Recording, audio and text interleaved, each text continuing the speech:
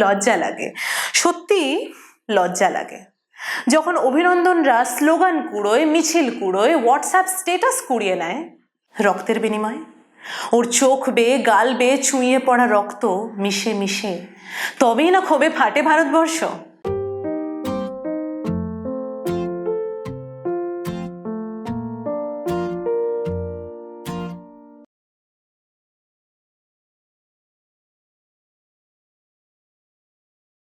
আজকাল একটা শব্দবন্ধ প্রায়শই শুনতে পাই। বিপণনের নিত্য নতুন কৌশল কিনা জানি না, কিন্তু বেশ শোনা যাচ্ছে মিডউইক ক্রাইসিস অথবা ওয়েডনেসডে ব্লুজ এই শব্দগুলো। সপ্তাহের মধ্যভাগ এলেই নাকি পিঠ খোঁজে নতুন রিক্লাইনার আর শরীর খুঁজে বেড়ায় স্পায়ের আতিশয্য। সপ্তাহের মধ্যভাগে তো সেই দিনটাও ছিল। বুধবারের খানিক ম্লান সূর্য তো সেদিনও উঠেছিল। জানতে খুব ইচ্ছে করে অভিনন্দন কি সেদিন এই নব্য নীল বিষণ্ণতায় ভুগেছিল? এই গা ম্যাজ ম্যাজ ক্লান্তি, ওয়েডনেসডে বাজারের মাদকতা কি ছুঁয়েছিল ওকে যখন প্রথম প্রহরেই দরজায় কড়া নেড়েছিল বিপদ? আসলে আগে ভাবতাম আমাদের দেশের সেনারাও তো বোর হয়ে যায় হয়তো, অবসর তো ওরাও খোঁজে, আফটার অল ওরাও তো সাধারণ মানুষ।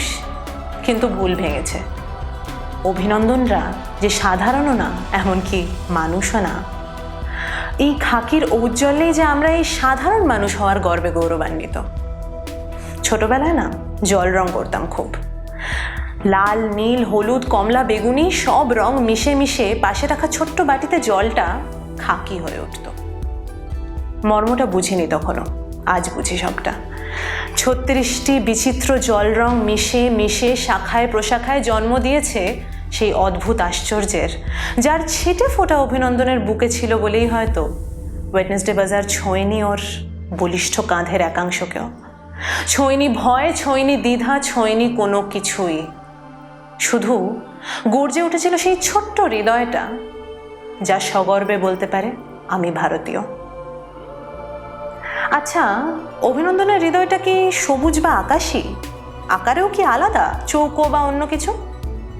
না হলে ওর স্পন্দনের শব্দটা এত ভিন্ন কি করে হয়? বিপদের গাঢ় সবুজ যখন সেদিনের সূর্যটাকে লালে লাল করতে চেয়েছিল, তখন ওর পায়ের ছন্দ এত ভিন্ন কি করে হয়? এত ভিন্ন কি করে হয় MiG-21 কন্ট্রোল হুইল ধরে থাকা সেই হাত দুটো, যা বিপদকে সরাতে গিয়েও হুমড়ি খেয়ে পড়েছিল বিপদের সম্মুখেই? শুনে এসেছে বরাবর ডাক্তারের ছেলে ডাক্তার হবে, ইঞ্জিনিয়ারের ছেলে ইঞ্জিনিয়ার, আর শিক্ষকের ততই বচ। কিন্তু সত্যি হতে দেখলাম কই, অ্যাটলিস্ট সেই বুধবারটা অবধি সত্যি হতে দেখলাম কই। অভিনন্দনের উঠোনে তখন চোখের জলের সিক্ত চারিধার। তা দুঃখে মেশা না গর্বে তা বোঝা কঠিন, কিন্তু ধুলো মাখা ক্যাবিনেটে পুরনো মেডেলগুলো সেদিন হঠাৎই চকচক করে উঠেছিল নিশ্চয়ই।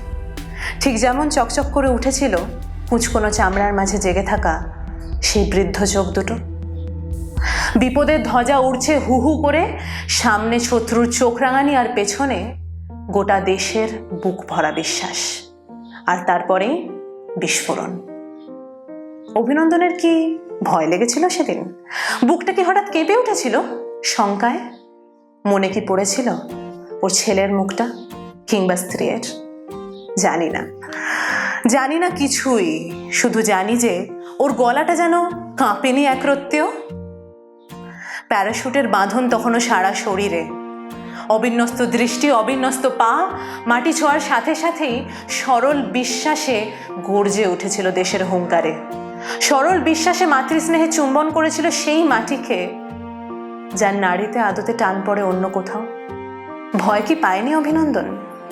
জানতে না খুব ইচ্ছে করে ওর অভিধানে কি অন্য কোনো আবেগ বাঁধে ঘর, যে আবেগে প্রহারের রোষ, আঘাতের জ্বালা ম্লান হয়ে যায় সবই, যে আবেগে ব্লুপ্রিন্টের কালির তিক্ততাও অমৃত হয়ে ধরা দেয় জিভে। সেই বুধবারে কোথাওই হয়তো ব্যবসা হয়নি ভালো। দোকানিদের চোখ জোড়া টিভি নয়, মুখ জোড়া মোবাইল, হতভম্ব দৃষ্টি আটকে সেই মুখমণ্ডলে, যার উপর হানা বিপদ ওই গোঁফ জোড়ার থেকেও অনেক অনেক বেশি কালো। লজ্জা লাগে, সত্যি লজ্জা লাগে।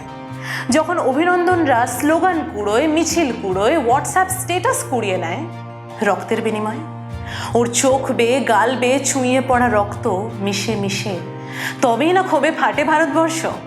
ঠিক সেই ভারতবর্ষ যার যত্ন নিতে নিতে চোখ ভোলে ক্যালেন্ডার আর মন ভোলে বাড়িতে না কাটানো বুধবারের হিসেব।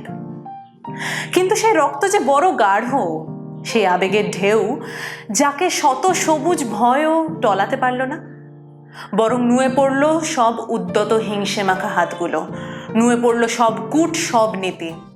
কারণ অভিনন্দনদের শিরা কেটে দেখো, রক্তের রং লাল নয়, গেরুয়া যেন প্রায়। ঠিক সেই গেরুয়া যার ছটার বিচ্ছুরণে আরও একটা নতুন সূর্য উঠবে নতুন কোনো বুধবারে।